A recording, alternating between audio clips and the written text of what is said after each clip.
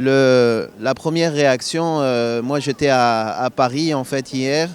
J'ai reçu un coup de téléphone à 2h30 du matin et la première réaction a été une réaction de choc total, de tristesse, vraiment une douleur immense.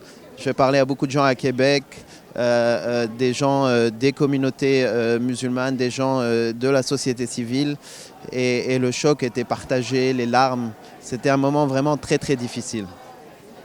La deuxième chose aussi, c'est qu'on n'était pas étonné.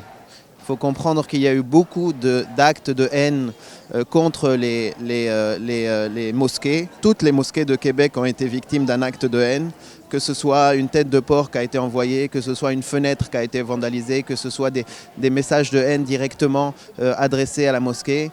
À Sept-Îles, il y a une mosquée qui a été attaquée aussi. Quelqu'un a essayé de mettre le feu il y a quelques semaines.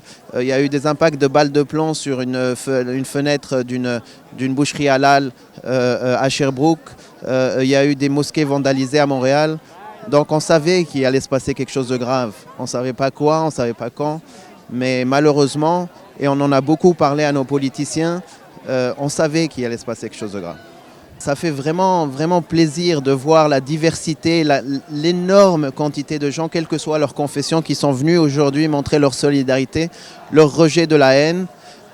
On reste optimiste en tant que nation québécoise, que dans notre diversité, on va être plus fort et que la haine aujourd'hui a commencé à perdre. Merci.